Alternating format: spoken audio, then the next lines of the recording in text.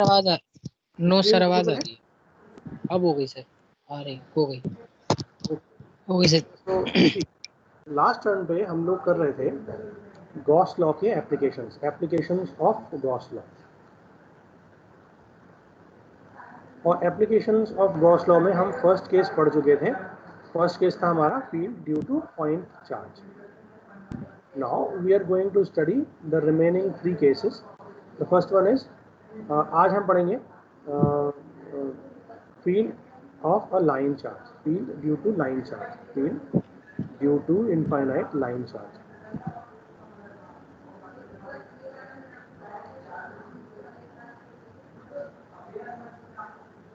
ठीक है, और लॉजिकली ये जो है ये सेकंड केस होगा, क्योंकि फर्स्ट केस हम ऑलरेडी कर चुके हैं, field due to point charge. ठीक है, तो ये सेकंड केस है हमारा field due to line charge, infinite line charge. Now what do you mean by infinite line charge? We know that infinite line charge is basically line, a charge that is separated over line। ठीक है, ये suppose infinite line charge है ना, z axis पे हमने field निकाली थी। हम अभी भी ये बोलते हैं कि द लाइन इज और the charge is located at z axis only, that is going from minus infinite in the z axis to plus infinite in the z axis to make it an infinite line charge, है ना। और ये मेरी क्या है, this is the z axis. ठीक, ऐसे case बनेगा ना कुछ इनफाइनाइट लाइन चार्ज का, ये हम ऑलरेडी कर भी चुके हैं बच्चों। Yes sir. ठीक है ना, इसकी चार्ज डेंसिटी हम मान लेते हैं कि charge density is what, charge density is rho L, जो हमने डेरिवेशन करते टाइम मानी थी, that is rho L. Now the first thing to apply the Gauss law for any particular case is to identify the Gaussian surface. तो identify the Gaussian surface. Gaussian surface क्या होती है, जल्दी बताओ। Gaussian surface is the surface at which we will assume that the electric flux density is constant, है ना, the D is constant. This is the Gaussian surface. Gaussian surface मेरी क्या है, Gaussian surface मेरी है जहाँ पर मेरा D constant है। अब D मेरा कैसे constant हो सकता है? Now आपको ये पता है कि field due to point charge के लिए इनवर्सली प्रोपोर्शनल होती है आर स्क्वायर के। Field due to line charge में फील्ड जो है वो इनवर्सली प्रोपोर्शनल है परपेंडिकुलर डिस्टेंस के, इनफाइनाइट है ना। तो अगर मैं वो डिस्टेंस कांस्टेंट कर दूं, परपेंडिकुलर डिस्टेंस कांस्टेंट कर दूं, तो automatically that will be the surface. ठीक है, तो अगर मैं परपेंडिकुलर डिस्टेंस कांस्टेंट कर दूं, ये डिस्टेंस अगर मैं कांस्टेंट कर दूं और थ्रू आउट दी लाइन उसके चारों तरफ मैं घूम जाऊं, तो जो मेरे को सरफेस मिलेगी वो क्या मिलेगी, that will be the Gaussian surface, that will B Gaussian surface. हम यहाँ देख सकते हैं कि इस पूरी सरफेस पर जो मेरा रो है, that rho is constant, because rho is what, rho is the radius of the radius of the cylinder. ठीक है, rho is the cylinder, radius of the cylinder, ये मेरी वैल्यू है रो, ये है ना, दिस इज रो। ठीक है, तो अगर मैं ऐसी सरफेस बनाऊं तो इसको मुझे सबसे पहले क्या बनाना है, मुझे गॉस लॉ लगाना है। मुझे गॉस लॉ लगाने के लिए एक्सप्रेशन पता होना चाहिए गॉस लॉ का क्या होता है, that is psi, that is the flux passing through closed surface is equal to charge enclosed by that surface is equals to what, is equals to होता है close integration of electric flux density over the surface area ds। और इसको हम क्या लिखते हैं, इसको हम लिख सकते हैं वॉल्यूम इंटीग्रल, ये सरफेस इंटीग्रल है, volume integral of del dot T, है ना, dv। और इसको हम क्या लिख सकते हैं, इसको हम लिख सकते हैं, क्या लिख सकते हैं, या तो रो v dv या रो s ds या रो l DL, इनमें से कुछ भी लिख सकते हैं। नाउ सबसे पहले मुझे ये आइडेंटिफाई करना है। ये आइडेंटिफाई करने के लिए मुझे ये पता है कि क्लोज सरफेस इंटीग्रेशन इस पर्टिकुलर सरफेस के लिए क्या होगा। इस पर्टिकुलर सरफेस के लिए होगा, देखो 3 सरफेस बनेंगी। एक होगी ये वाली टॉप, ये सरफेस क्या होगी, टॉप। एक दूसरी सरफेस होगी, ये होगी बॉटम।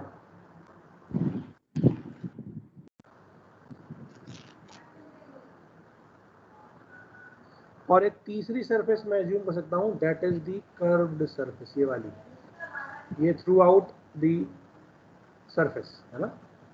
अभी सर्कुलर है, लॉजिकली अगर मैं इसके क्रॉस सेक्शन को देखूं तो ये क्या होगा, ये एक कंप्लीट, ये मेरी है कर्व्ड सरफेस।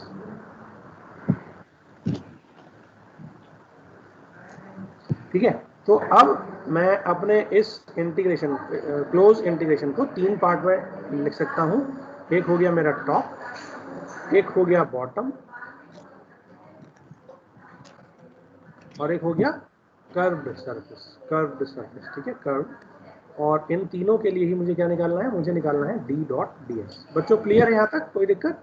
हम क्लोज सरफेस इंटीग्रेशन को ऐसे ही सॉल्व करते हैं, है ना। सर हाँ बताओ। Sir good morning sir. अभी क्लास उस पे शो नहीं हो रही थी मीटिंग पे, आप लिंक सेंड कर दो, बहुत बच्चे बाहर हैं। क्लास शो नहीं हो रही? नहीं सर, अभी भी मेरी अब शो हुई है 10 मिनट बाद। नहीं, ये तो बाई डिफॉल्ट है, चेंज करी नहीं है मैंने कुछ भी। कोई करेक्शन करा होता तो ठीक है। आप एक तो काम आप करो, आप देखो। या तो कैलेंडर में जाके देख लो, अदरवाइज जो मैंने एक ही ग्रुप बना रखा है वहाँ पे मंडे ट्यूसडे का ऑप्शन आ रहा होगा, ट्यूसडे में चेक कर लो, जी सर। है ना। मेरी थी ये कनिष्का की नहीं हो पा रही, वो SMS कर रही है ग्रुप में। कनिष्का तो ज्वाइन कर रखा था, कनिष्का ने ज्वाइन नहीं करा था। सर नोट्स की होनी वाली शो नहीं हो रही। चलो कोई नहीं, मैं भेजता हूँ। आप लोगों को ये क्लियर है, समझ में आ रहा है?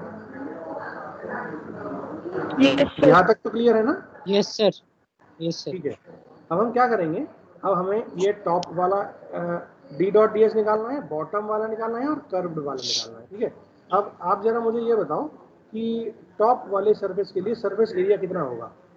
जो मैंने ग्रीन कलर का लिखा है, टॉप का सरफेस एरिया, उसका सरफेस एरिया कितना होगा, जल्दी से बताओ मुझे।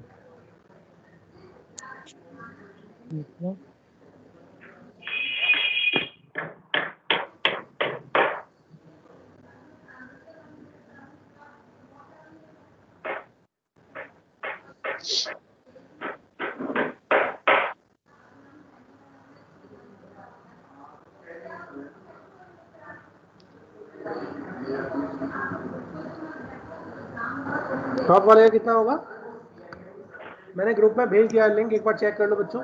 ठीक है, टॉप वाली सरफेस का सरफेस एरिया कितना होगा। देखो टॉप वाली सरफेस में एक तो चेंज हो रहा है रो और एक चेंज हो रहा है ना। तो सरफेस एरिया कितना होगा, सरफेस एरिया होगा रो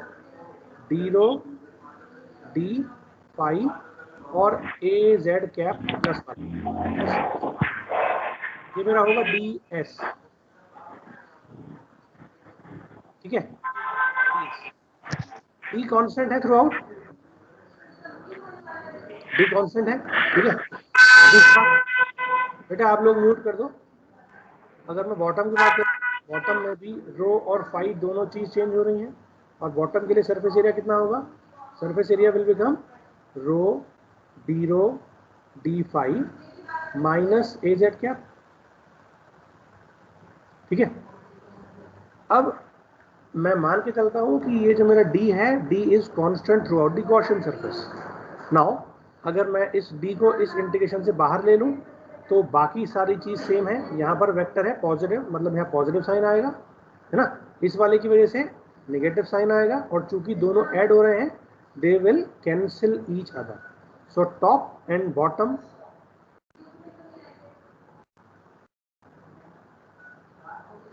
integration D.ds for top and bottom may get cancel each other. ठीक है,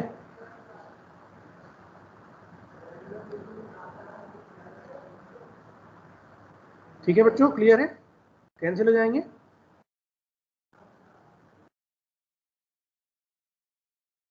और अगर ये कैंसिल हो गए, इसका मतलब क्या होगा? इसका मतलब केवल कर्व का बचेगा। केवल कर्व। एक ही बची, वो बची मेरी कर्व्ड सरफेस। ठीक है, यस सर। अब इस कर्व्ड सरफेस का सरफेस एरिया देखें हम, तो यहाँ पर रो कांस्टेंट है, फाई चेंज हो रहा है और जेड चेंज हो रहा है ना।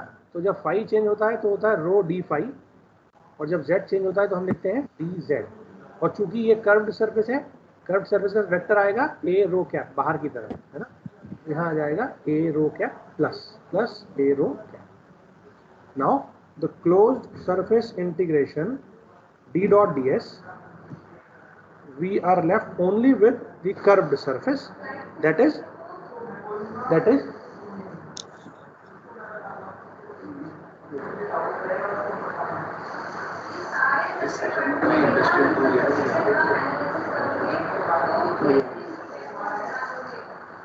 closed surface integration of d dot ds will become only curved surface। ठीक है, तो ये क्या आ जाएगा? this will be row d phi dz, है ना, और ये है प्लस ए रो कैप, और जो d है, d कांस्टेंट है, तो हम इसको लिख सकते हैं d कांस्टेंट। ठीक है, और ये जो सरफेस एरिया है, यहाँ पर दो चीज चेंज हो रही हैं, एक हो रहा है मेरा फाई चेंज हो रहा है और एक मेरा z चेंज हो रहा है। ठीक है, अब इसको हम सॉल्व कैसे करेंगे? I have assumed that the surface at which the d is constant is known as Gaussian surface। तो जब d कांस्टेंट है, d मेरा किसी भी कोऑर्डिनेट सिस्टम पर डिपेंडेंट नहीं है, ऐसे केस में we can take it outside from this integration. ठीक है, तो this will become d integration, double integration क्या आएगा? Rho D phi D Z आएगा ना। अब आप ध्यान से देखो, अगर मैं बोलूं कि इनफाइनाइट लाइन चार्ज है, तो गॉसियन सरफेस की वैल्यू कितनी होगी? Logically this should be this length, suppose ये मेरी है h and h is approaching infinity. हम मान के चलते हैं that h is approaching infinity, h इसकी वैल्यू है, मैंने मान ली h की वैल्यू बहुत लार्ज है, बहुत बड़ा सिलेंडर है। ठीक है, तो मैं फाई की लिमिट लूंगा 0। देखो फाई की लिमिट यहाँ है 0, और जब मैं यहाँ पहुँचूंगा y तक तो हो जाएगी 90, पीछे 180, और उसके बाद दोबारा जब मैं यहाँ आऊँगा then it will be 360। So phi will be from 0 to 360, phi will be 0 to 2 pi, complete circular surface बन रही है। तो फाई की वैल्यू 0 से 2 पाई आएगी, और z की वैल्यू क्या आएगी? मैंने बोला z की वैल्यू, अगर मैं बोलूँ z 0 से लेकर के h है, या माइनस h/2 से लेके h/2 है, जो भी आपको मन कर ले लो। ठीक है, बताओ क्या लें? माइनस h/2 से लेके h/2 ले लेते हैं सिमेट्रिकल बनाने के लिए। ठीक है, या 0 से h ले लो, कोई दिक्कत नहीं है, ये आ गया। ठीक है, इस पूरी सरफेस पर रो कांस्टेंट है, देखो हम इंटीग्रेट कर रहे हैं with respect to phi and Z. ठीक है, तो मैं इस रो को भी बाहर ले सकता हूँ, d इंटू रो, और फाई की लिमिट लगा देंगे 0 से 2 पाई, और z की लिमिट लगा देंगे माइनस h/2 से लेके h/2। जल्दी से बताओ मुझे ये कितना आएगा? ये आ जाएगा d into rho into 2 pi minus 0 plus कितना आ जाएगा? h/2 minus h/2 with a negative sign. ठीक है, minus minus plus, that will be what? That will be d into rho into 2 pi into h। ठीक है, clear है बच्चों?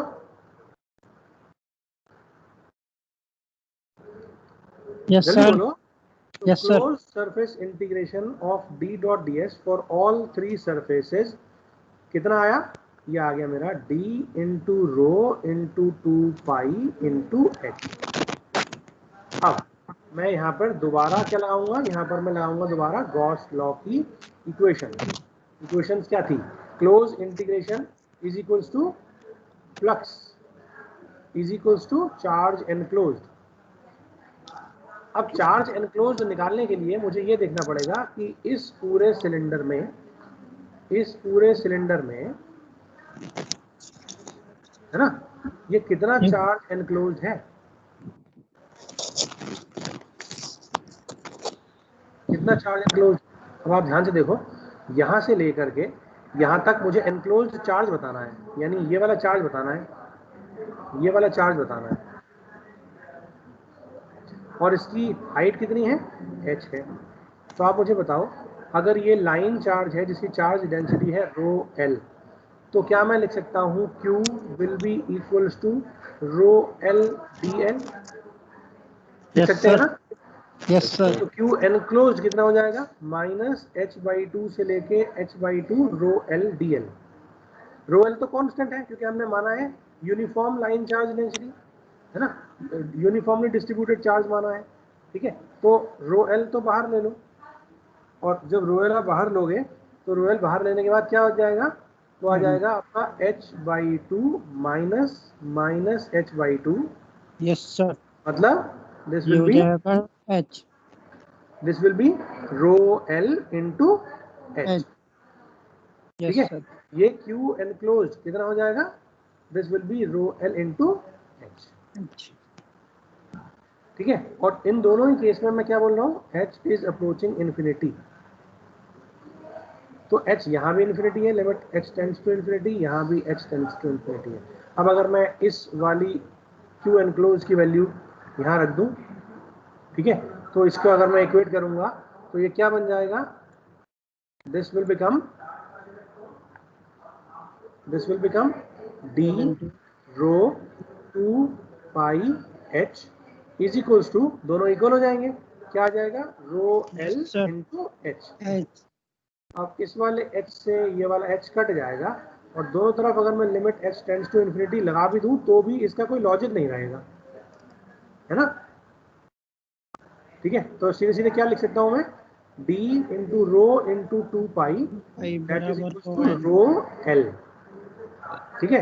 अब अगर मैं यहाँ से d की वैल्यू निकालना चाहूँ तो d की वैल्यू कितनी हो जाएगी, रो एल डिवाइड बाई 2 पाई रो, ठीक है। ये मेरा आया d का मैग्नीट्यूड, और मुझे पता है d का मैग्नीट्यूड किस डायरेक्शन में होगा, वो होगा उसके सरफेस एरिया की डायरेक्शन में। सरफेस एरिया किस डायरेक्शन में था, सरफेस एरिया कर्व्ड का डायरेक्शन में था ए रो कैप, है ना, यानी the magnitude of is rho l divided by 2 pi rho, and that is basically what, that is d rho, ठीक है। ये d rho की वैल्यू आई थी। तो अगर मुझे d वेक्टर निकालना हो तो d वेक्टर कितना आ जाएगा, d vector will be rho l divide by 2 pi rho और a रो कैप। बच्चों क्लियर हो गया, जल्दी से बताओ। हमें क्या करना है, हमें केवल एक काम करना है, गॉसियन सरफेस बनानी है। और उस गॉसियन सरफेस की खासियत क्या है, गॉसियन सरफेस की खासियत ये है कि मुझे उस पूरी गॉसियन सरफेस पर इलेक्ट्रिक फ्लक्स डेंसिटी यानी जो D है उसकी वैल्यू कांस्टेंट लेनी है। कांस्टेंट लेने के लिए मेरे पास 3 तरीके हैं, चाहे तो मैं d रो ले लूँ, चाहे तो मैं d फाई ले लूँ, चाहे तो मैं dz ले लूँ, ठीक है। अब अगर मैं टॉप वाली सरफेस पर देखूँ तो टॉप वाली सरफेस पर dz कांस्टेंट था, है ना, यस सर। और कर्व्ड सरफेस पर d फाई कांस्टेंट था। ये दोनों आपस में कैंसिल आउट हो गए, टॉप और बॉटम वाले, ठीक है, टॉप और बॉटम वाले कैंसिल आउट हो गए। तो ऑटोमेटिकली क्या बचा, मेरे पास केवल एक ही सरफेस बची, वो बची d रो, यानी जो मैं वैल्यू निकाला था वो d रो की थी, ठीक है, d रो, और d रो की वैल्यू आ गई। अब अगर मैं यहाँ से E निकालूं तो मुझे पता है d is equals to epsilon naught E, अगर मैं फ्री स्पेस की बात करता हूँ तो, ठीक है, फ्री स्पेस की बात करता हूँ तो d will be epsilon naught E। तो मेरा E कितना आ जाएगा, E will be simply d by epsilon naught, ठीक है। और ये कितना आ जाएगा, that will be rho L divide by 2 pi epsilon naught rho A rho क्या। क्लियर हो गया, yes sir. E vector, electric field intensity or electric flux density, we both derived for the infinite line charge। जल्दी से बताओ, clear है, हाँ, तो फिर हम आगे चलते हैं और अगला वाला केस पढ़ते हैं, इलेक्ट्रिक फ्लक्स डेंसिटी या इलेक्ट्रिक फील्ड इंटेंसिटी निकालनी है मुझे using Gauss law for a sheet of a charge. जल्दी से बताओ, ये क्लियर है? कोई डाउट तो नहीं है? No sir. No sir. सब लोगों को क्लियर है? Yes sir. आगे चलें? Yes sir. ठीक है। अब अगला जो है वो है field of a sheet of charge. ठीक है, तो field of sheet of charge में हम लोग क्या करेंगे, हम लोग शीट की फील्ड निकालेंगे और शीट की फील्ड निकालने के लिए हमें क्लोज्ड सरफेस एरिया लेना पड़ेगा along the sheet. Close surface area along the sheet लेने के लिए हमें एक चीज़ देखनी पड़ेगी कि हम सबसे पहले शीट की डायरेक्शन क्या रखते हैं, शीट किस प्लेन में रखते हैं, और शीट की डायमेंशन क्या क्या है, और शीट की डायमेंशन है, और उसके बेसिस पे विल कैलकुलेट कि मेरे पास जो शीट है, जो शीट आई, वो उस शीट के अलोंग मेरे पास कौन कौन से क्या बोल सकते हैं, तीन जो सरफेस एरिया मैंने यहाँ निकाले थे, तीन सरफेस निकाली थी ना, टॉप बॉटम और कर्व, वैसे ही यस सर। थर्ड एप्लीकेशन के लिए निकालेंगे field of a sheet of charge. तो मैं यहाँ पर लिख ले रहा हूँ, this is the derivation for field of a sheet of charge, है ना, field of sheet of charge. Sir infinite sheet of charge ही तो है। Field of sheet of charge, ठीक है। और ये निकालने के लिए मुझे क्या मानना पड़ेगा, मुझे मानना पड़ेगा कि मेरी शीट कहाँ है, शीट कैसी है। ठीक है, तो सबसे पहले शीट का डायग्राम बना लेते हैं। ठीक है, शीट का डायग्राम बना लेते हैं, और शीट फॉर एग्जांपल मेरे पास ये, सॉरी, दिस इज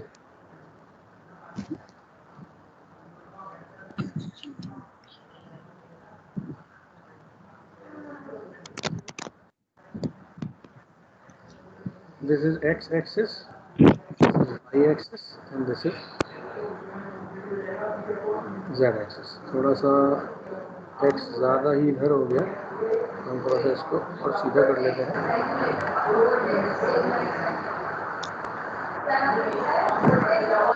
ठीक है, this is x axis। Now sheet मैंने फॉर एग्जांपल मानी है ये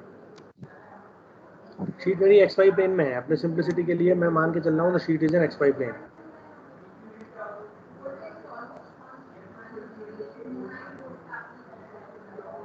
sheet is an XY plane. ठीक है बच्चों, अब ऐसा क्यों कर रहा हूँ मैं, ऐसा इसलिए कर रहा हूँ क्योंकि XY प्लेन में शीट को समझना जरा थोड़ा सा आसान है, क्योंकि ये मेरी Z एक्सिस है। ठीक है, अब अगर मैं फॉर एग्जांपल आपसे बोलूँ कि ये शीट चार्ज है और इसकी चार्ज डेंसिटी जो है वो कितनी है, रो एस है, रो एस कूलॉम्स पर मीटर स्क्वायर। ठीक, और ये इनफाइनाइट शीट है, इधर की तरफ भी, इधर की तरफ भी, इधर की तरफ भी, और इधर की तरफ भी। ठीक, अब हम क्या करेंगे, हम ये देखेंगे कि मैं गॉसियन सरफेस किस तरीके से बनाऊं।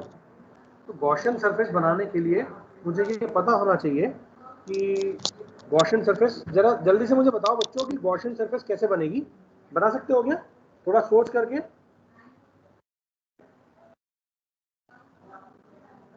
जरा सोच करके बताओ गॉसियन सरफेस कैसे बनेगी।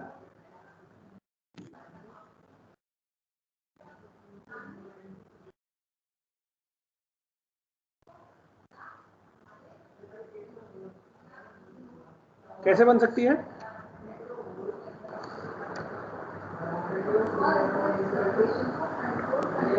गॉसियन सरफेस बनाने के लिए सिंपल सा, हम कुछ नहीं, बहुत आराम से देखेंगे। हमने एक रेक्टेंगुलर शेप की गॉसियन सरफेस बनाई है। एक सेकेंड,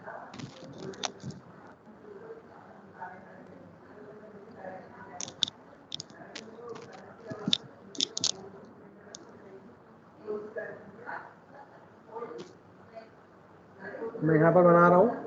ठीक है, आप देखते रहना और हाथ के हाथ बनाते रहना। The Gaussian surface will be like this.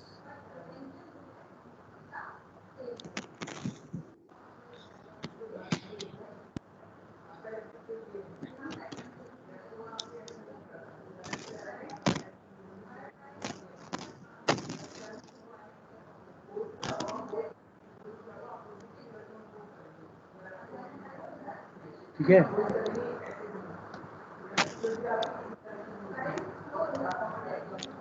Yes sir.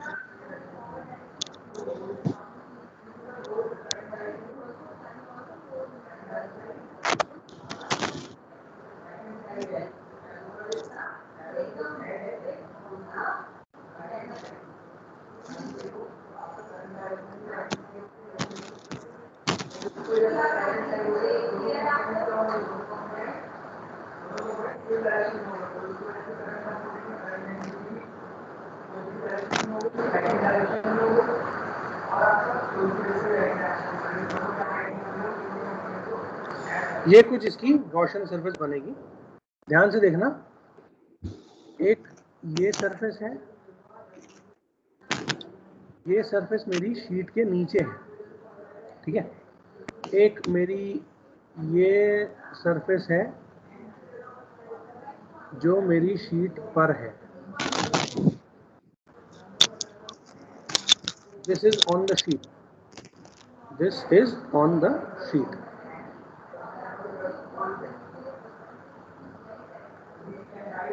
ठीक है, और ये मेरा शीट के बाहर है, और मैं ये मान करके चलना हूँ कि मेरी उस शीट पे, इनफाइनाइट शीट पे, ये एक गॉसियन सरफेस है। अब देखो, अगर मैं इस पर्टिकुलर सेगमेंट को देखूं जो शीट पर है, इस वाले को मैं ब्लू से हाईलाइट कर दे रहा हूँ, ठीक है। तो इस शीट पर मेरा चार्ज है, इस पूरी गॉसियन सरफेस में इस जैसी एक गॉसियन सरफेस बनेगी, है ना।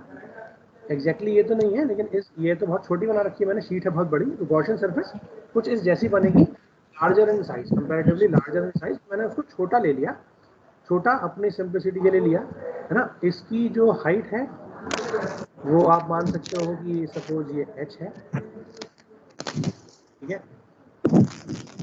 मानना चाहो मानो, नहीं मानना चाहो मत मानो, कोई दिक्कत नहीं है, ठीक। इस शीट का एरिया, इस शीट का एरिया मतलब ये वाली और ये वाली विड्थ और ब्रेड्थ, ठीक है, उसका multiplication, that is suppose a, ठीक है। तो ऑब्वियसली Yes, sir. ये रेक्टेंगुलर है एरिया, तो इस वाले का भी एरिया a ही होगा और इस वाले का एरिया भी a ही होगा, है ना। Yes sir. अब मुझे क्या निकालना है, मुझे गॉस लॉ लगाना है। गॉस लॉ लगाने के लिए मेरे पास टोटल एक ही फॉर्मूला है, psi equals to q enclose, q enclose equals to close surface integration of d dot ds, close surface integration of d dot ds is equals to volume integral of del dot d dv, और volume integral of del dot d dv, और यहीं से मैं क्या निकाल लूंगा, चाहे तो रो l dl, चाहे तो रो s ds, है ना बच्चों, चाहे तो Yes, रो v sir. dv। क्लियर है? Yes sir. ठीक, अब आपको सबसे पहले तो ये चीज निकालनी है, क्योंकि गॉस लॉ सबसे पहले बताता है मुझे close surface integration of d dot ds, ठीक है। अब आप मुझे बताओ इसके कितने सरफेस हैं। मेरे पास ये एक रेक्टेंगुलर सरफेस है,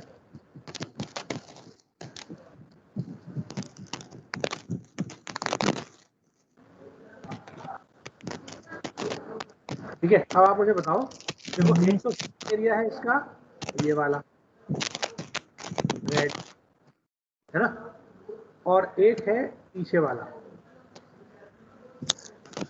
ये दोनों मैंने रेड से लिख दिए हैं। इसको बोल दे रहा हूँ फ्रंट, इसको बोल दे रहा हूँ पीछे वाले, ठीक है बच्चों। Yes sir. एक मैं लिख ले रहा हूँ ब्लू से, दैट इज द लेफ्ट और राइट, यस सर। लेफ्ट, ये लेफ्ट ये और राइट। ये राइट, दिख रहा है ना आप लोगों को। दिस वन इज लेफ्ट, बोलो बच्चों, विजिबल है नहीं? Yes sir. Yes, sir. और दूसरा वाला ले रहा हूँ मैं ग्रीन से, ये कर दे रहा हूँ मैं ऐसा हाईलाइट, दिस इज टॉप और दिस इज बॉटम, तो ये वाला है मेरा टॉप और ये है मेरा बॉटम। Yes sir. क्लियर है? अब अगर मैं इस close surface integration of d dot ds को देखूं तो ये क्या है, this will be top, bottom, left, right, front और बैक। ये 6 होगा। Yes sir. 6 के लिए क्लोज सरफेस इंटीग्रेशन आया ना? Yes sir. ये आएगा ना? और इसके बाद मैं इसको कर दूंगा डी डॉट डी एस। ठीक है, अब आप जरा ध्यान से देखो, जितना इस शीट की वजह से इस वाले एरिया से निकलेगा फ्लक्स, उतना ही इस शीट की वजह से उस वाले से निकलेगा इधर की तरफ। ठीक है, इसके लिए वेक्टर क्या होगा? प्लस ए वाई। इसके लिए वेक्टर क्या होगा? माइनस ए वाई। सरफेस एरिया सेम है, वेक्टर सेम। ठीक है, तो ऑटोमेटिकली हम क्या बोलेंगे कि ये वाले दोनों कैंसिल आउट हो जाएंगे, प्लस ए वाई और माइनस ए वाले वेक्टर का जो डी डॉट डी एस है वो कैंसिल आउट हो जाएगा। सिमिलरली नीचे वाली तरफ भी यही होगा सेम, इधर और इधर ये कैंसिल आउट हो जाएगा। ठीक, ऐसे ही मैं अब इसकी बात करता हूं, फ्रंट और बैक। फ्रंट के लिए डायरेक्शन होगी इधर की तरफ प्लस ए एक्स सरफेस एरिया की, और बैक वाले के लिए होगी माइनस ए वाई डायरेक्शन सरफेस एरिया की। अगेन दोनों के लिए डी कांस्टेंट है, तो मेरा क्या बचेगा? मेरा केवल ये दोनों भी कैंसिल आउट हो जाएंगे, ऊपर वाली सरफेस के लिए भी और नीचे वाली सरफेस के लिए। ठीक है, तो मेरा क्या बचेगा? केवल और केवल बचेगा टॉप और बॉटम। मेरा बचेगा केवल टॉप,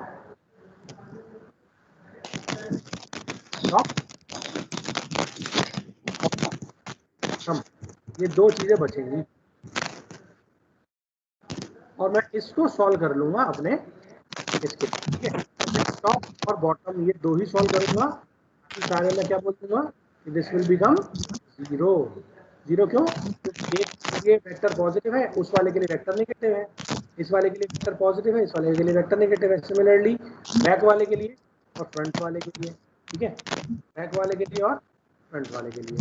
ये इससे ऊपर की तरफ है सरफेस से, ये सरफेस के नीचे की तरफ है।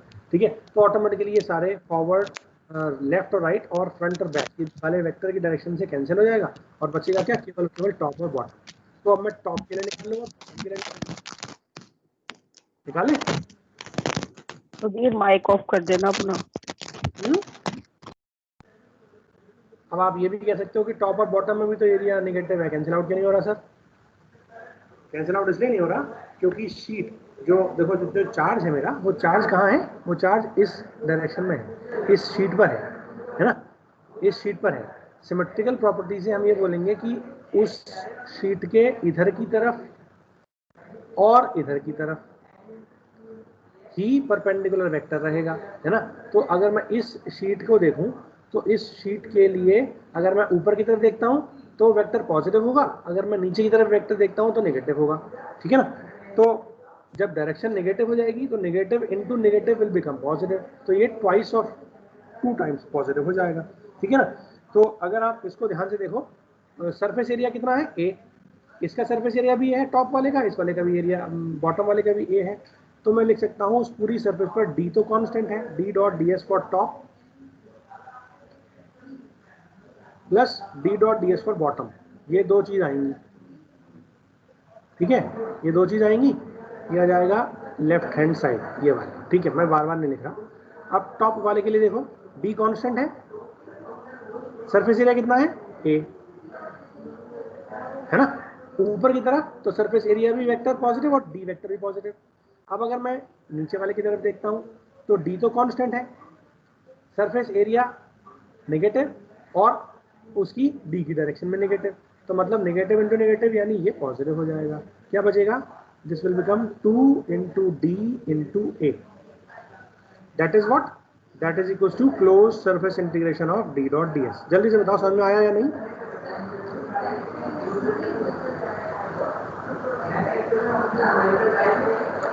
हमने क्या कहा? हमने, अगर मैं इस का सरफेस एरिया देखूं, यहां पर डी पॉजिटिव है और एरिया भी पॉजिटिव है, अगर मैं नीचे वाली सरफेस देखूं तो यहाँ पर मेरा डी की डायरेक्शन नेगेटिव होगी और सरफेस एरिया भी नेगेटिव होगा। Negative into negative positive, positive into positive positive, वो दोनों एड अप हो जाएंगे। ठीक है, बाकी दोनों डायरेक्शन में डी तो ऊपर की तरफ है लेकिन एरिया इधर पॉजिटिव है इधर नेगेटिव है, ये दोनों कैंसिल आउट हो जाएंगे। एरिया फ्रंट वाले के लिए इधर है, बैक वाले के लिए उधर की तरफ है, ये दोनों भी कैंसिल आउट हो जाएंगे। तो केवल और केवल टॉप और बॉटम ही बचेंगे, और वो टॉप और बॉटम ही बचेंगे, वो मैंने आपको यहाँ पर सॉल्व करके दिखा दिए हैं। और उसका कितना आया है, D 2 into D into area. ठीक है, अब मुझे निकालना है क्यू एनक्लोज। क्यू एनक्लोज निकालने के लिए हम क्या करेंगे, क्यू एनक्लोज निकालने के लिए हमें पता होना चाहिए कि उस शीट का एरिया कितना है। अब देखो, अगर मैं उस पूरी शीट में देखूं तो उस पूरी शीट में एनक्लोज्ड सरफेस कितनी है, एनक्लोज्ड सरफेस है ये वाली, ये वाली है ना, क्योंकि इतने ही एरिया में शीट है, बाकी ना तो ऊपर शीट है ना तो नीचे शीट है ना। तो आप क्या करोगे, आप निकालने के लिए ये सरफेस एरिया क्या करोगे, इंटीग्रेशन। अब चूंकि शीट है तो शीट के लिए हम surface charge density into DS लगाएंगे, है ना। अब सरफेस चार्ज डेंसिटी तो कांस्टेंट है, through out surface uniform charge density है, वो बाहर आ जाएगा। और सरफेस एरिया कितना है, सरफेस एरिया हमने माना है ऊपर वाली सरफेस का, नीचे वाली सरफेस का और ये वाली सरफेस का, सबका सरफेस एरिया कितना है, ए, है ना। तो यहाँ कितना आ जाएगा, this will be rho S into A. तो क्यू एनक्लोज कितना हो गया, Q enclose will be rho S into A. Now मैं उस इक्वेशन से Q enclose is equals to psi is equals to close surface integration of D dot D S, यानी Gauss law की application में ये वाली वैल्यू और ये वाली वैल्यू को इक्वेट कर दूंगा। ठीक है, ये वाली वैल्यू क्या क्या है, ये वाली वैल्यू मैंने अभी निकाली रो एस इंटू ए, है ना। और ये वैल्यू मैंने अभी निकाली थी थोड़ी देर पहले, ये कितना आया था, 2 into D into A. Now ध्यान से देखो, this A will get cancelled out with this, again you can write it as limit a tends to infinity, limit a tends to infinity। और चूंकि a है ही नहीं तो इसका भी कोई सिग्निफिकेंस रहेगा नहीं, है ना, इर्रेस्पेक्टिव या इंडिपेंडेंट ऑफ a मेरी फील्ड आ गई। ठीक है, तो यहाँ पर मेरा क्या आया, यहाँ पर मेरा रो एस की वैल्यू कितनी आई, 2 इंटू डी, या मैं d लिख सकता हूँ, d will be rho S upon 2, ये मेरा मैग्नीट्यूड आया, है ना। मुझे डायरेक्शन भी चाहिए, डायरेक्शन कैसे निकालेंगे, डायरेक्शन होगी टॉप या बॉटम में, टॉप वाले के लिए प्लस, बॉटम वाले के लिए minus.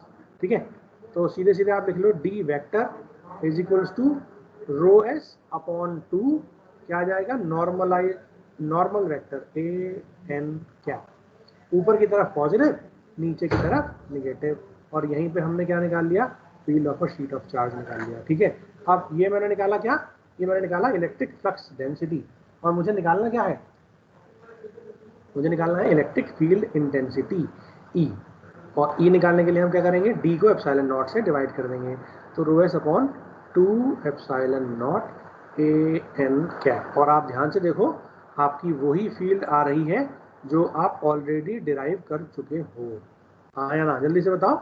This is the electric field intensity due to infinite sheet charge, electric field intensity of infinite sheet charge. ठीक है बच्चों, समझ में आ रहा है या नहीं? Yes sir. क्लियर हो गया? और yes, ये sir. हमने निकाला कैसे, ये हमने निकाला D is equals to epsilon naught E वाले फॉर्मूले से। ठीक है, ये यहाँ रख दिया, तो ये 2 एप्सिलॉन नॉट, ये है फ्री स्पेस के अंदर। अगर मैं किसी जनरल मीडियम की बात करूंगा तो I can simply write it as D is equals to epsilon times E। तो ये मेरा E वेक्टर हो जाएगा कितना, rho S divide by 2 epsilon A N cap. ठीक है, for any general medium, this is for any general medium.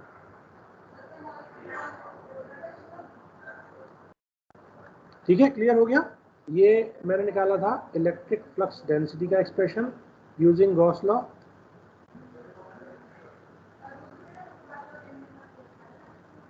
और ये मैंने निकाल लिया इलेक्ट्रिक फील्ड का एक्सप्रेशन यूजिंग गॉस लॉ, किसके लिए, इनफाइनाइट शीट चार्ज के लिए। जल्दी से बताओ, क्लियर हुआ या नहीं? Yes sir. यस सर, हो गया क्लियर। सब लोग बताएं। Yes, sir. सब लोगों को क्लियर है? Yes, sir. कोई doubt? No sir. Let me summarise No, sir. This. Yes. सबसे पहले जब भी मैं एप्लीकेशन ऑफ गॉस लॉ लगाता हूँ तो एप्लीकेशन ऑफ गॉस लॉ के लिए मुझे क्या करना है? मुझे एप्लीकेशन ऑफ गॉस लॉ के लिए सबसे पहले आइडेंटिफाई करना है गॉसियन सरफेस, है ना? सबसे पहले आइडेंटिफाई गॉसियन सरफेस। ठीक है, गॉसियन सरफेस वो सरफेस है जहां पर मेरा इलेक्ट्रिक फ्लक्स डेंसिटी जो है वो कितनी है? वो कांस्टेंट। ठीक है, D is constant. D is constant मतलब D is independent of coordinates, उसके बाद मैं निकालूंगा close surface integration of D dot ds, keeping in mind कि D तो मेरा कांस्टेंट है, we can take it outside from this integration. ठीक है, सिमेट्री प्रॉपर्टी हम लगाएंगे और सिमेट्री प्रॉपर्टी से हम ये बोल सकते हैं कि सिमेट्री प्रॉपर्टी से we can eliminate the surfaces. ठीक है, हम अभी हमने देखो टॉप और बॉटम वाली सरफेस लाइन चार्ज के केस में रिमूव करी, यहाँ पर फ्रंट और बैक और लेफ्ट और राइट वाली सरफेस रिमूव करी।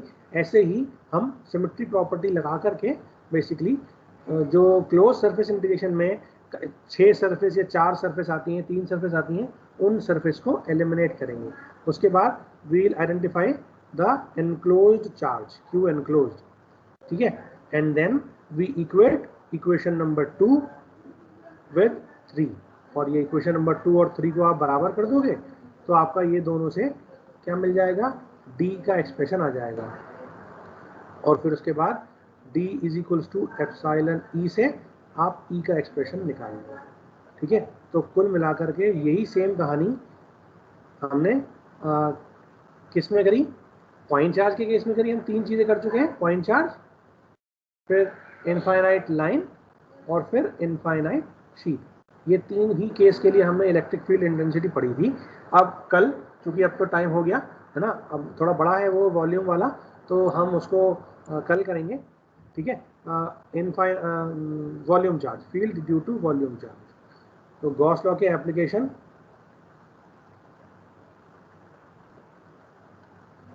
ठीक है, अगर आपके पास बुक्स हैं ऑनलाइन या ऑफलाइन, आप तो एक बार आप इसका चौथा वाला केस पढ़ करके देखना, समझ में आता है तो ठीक है, otherwise I will derive you the derivations of the field due to volume charge in the next lecture. ठीक है बच्चों, क्लियर है? Yes, sir. सब लोगों को क्लियर है? Yes sir. Yes, sir. इसमें हम क्या करेंगे? इसमें हम एक वॉल्यूम लेंगे, एक स्फेरिकल बॉल मान लो आप, है ना, और उस पूरे सरफेस, उस पूरे रेडियस, उस पूरे स्फेरिकल सरफेस की रेडियस है a। ठीक है, अब आपको उस पूरे चार्ज, उस पूरा वॉल्यूम चार्ज जो है उसमें यूनिफॉर्मली डिस्ट्रीब्यूटेड है वॉल्यूम रो v, है ना। रो v यूनिफॉर्मली डिस्ट्रीब्यूटेड है, मतलब आप किसी भी पर्टिकुलर एरिया में निकालोगे वॉल्यूम, जो चार्ज आएगा वो सेम आएगा, that is q will be equals to rho v dv। तो वहाँ से आप वॉल्यूम चार्ज निकाल लोगे लॉन्ग इस पूरे स्फेरिकल सरफेस का। ठीक है, अब हम 2 गॉसियन सरफेस मानेंगे, एक गॉसियन सरफेस जो चार्ज के अंदर है और एक गॉसियन सरफेस जो चार्ज के बाहर की तरफ है। ठीक है, और फिर उन दोनों के लिए ही हम क्या डिराइव करेंगे? हम इलेक्ट्रिक फील्ड और या इलेक्ट्रिक फ्लक्स डेंसिटी का एक्सप्रेशन डिराइव करेंगे यूजिंग यही सेम चीज़, है ना। सबसे पहले गॉसियन सरफेस बनाएंगे, ये 3 स्टेप्स मैंने लिखे हैं यहाँ पे, है ना। पहले गॉसियन सरफेस, पहला स्टेप गॉसियन सरफेस, है ना। उसके बाद सिमेट्री प्रॉपर्टी देखेंगे कुछ है या नहीं है, उसके बाद क्यू एनक्लोज निकालेंगे, और फिर चौथे स्टेप में इक्वेशन 2 और इक्वेशन 3 को इक्वेट कर देंगे, तो हमें गॉसियन सरफेस के बाद उस पर्टिकुलर सरफेस के लिए, उस पर्टिकुलर डिस्ट्रीब्यूशन के लिए हमें फील्ड मिल जाएगी। ठीक है बच्चों, क्लियर है? अब हम सेशन करते हैं एंड, और बाकी जो भी चीज़ है वील एंड